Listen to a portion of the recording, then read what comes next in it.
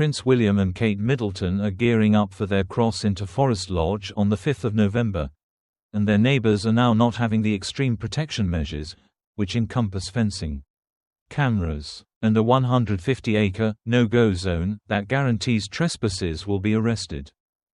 Ahead of the move, human beings have been capable to stroll in the place, and there was once even a Christmas tree keep, and let's simply say residents don't seem to be extremely joyful by way of the restrictions.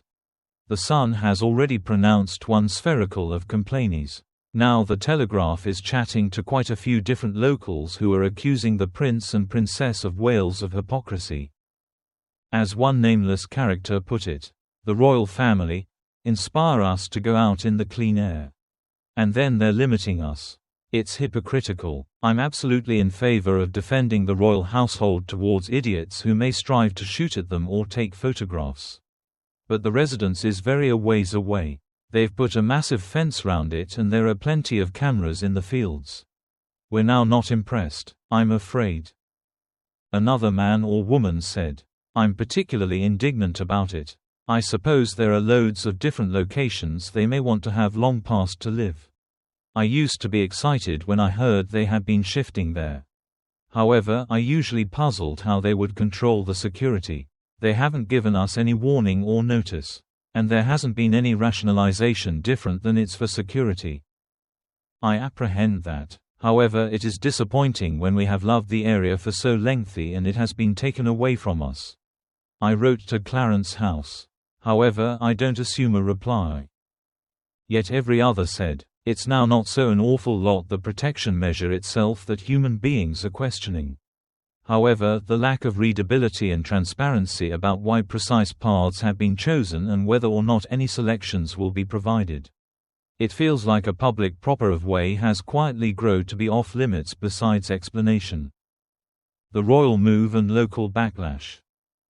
Prince William and Kate Middleton, the Prince and Princess of Wales, are preparing to relocate from their current residence at Adelaide Cottage to the historic Forest Lodge in Windsor Great Park.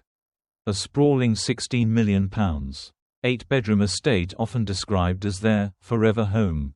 The move, confirmed earlier this year, is slated for November 5, 2025, and aims to provide more space and privacy for William, Kate, and their 3 children, Prince George, 12, Princess Charlotte, 10, and Prince Louis, 7, while staying close to Windsor Castle. However, the transition has already sparked significant tension with local residents, who are described as pretty angry over the couple's stringent security requirements. The core issue revolves around a 150-acre, no-go zone surrounding the property, enforced by the Crown Estate, which will permanently restrict public access to a previously open section of the park. This includes installing tall fencing, CCTV cameras, and landscaping barriers, with warnings that trespassers will face immediate arrest. Why the neighbors are upset, and why they've filed complaints. Local residents, many of whom have long enjoyed the area for leisurely activities, feel blindsided and deprived of communal space. Here's a breakdown of the key grievances, drawn from interviews with affected locals. Loss of public access and daily routines. Windsor Great Park has historically been a public green space, used for dog walking, jogging, and family outings. The restricted zone encompasses paths, a car park, and even a popular seasonal Christmas tree shop. One resident told The Sun it's a kick in the teeth, explaining, "We pay annually towards the upkeep of a park, but we are no longer going to be allowed to use part of it. They've only given us a few days' notice to say this section of forest is closing forever. Now I'll need to get in my car to drive further afield to take my dog for a walk." Lack of consultation.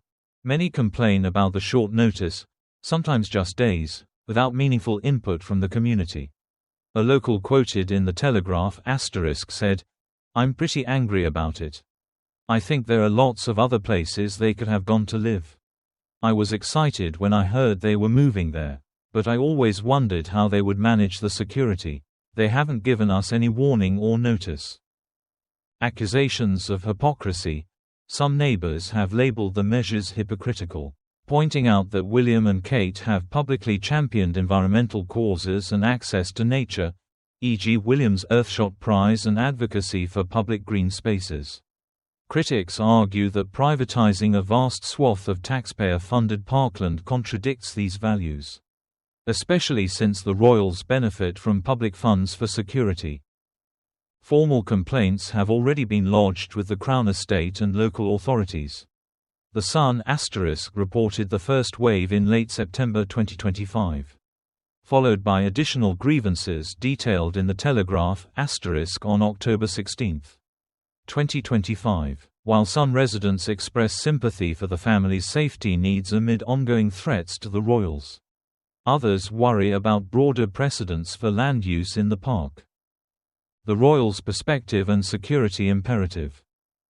From the Wallaces' side, the measures are non-negotiable for protecting the family, particularly after high-profile incidents like Kate's 2024 cancer diagnosis and the intense media scrutiny surrounding it. A Kensington Palace spokesperson emphasized in August 2025 that the move prioritizes the safety and well-being of the family. Not all locals are opposed.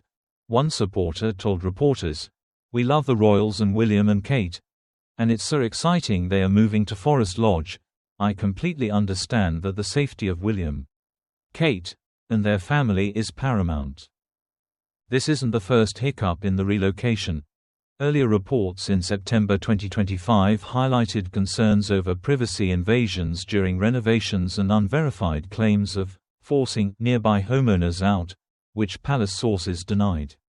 As the November move approaches, expect more media coverage on how these tensions resolve, potentially through community outreach or adjusted boundaries. For now, the complaints underscore the challenges of balancing royal privacy with public expectations in a shared space like Windsor Great Park.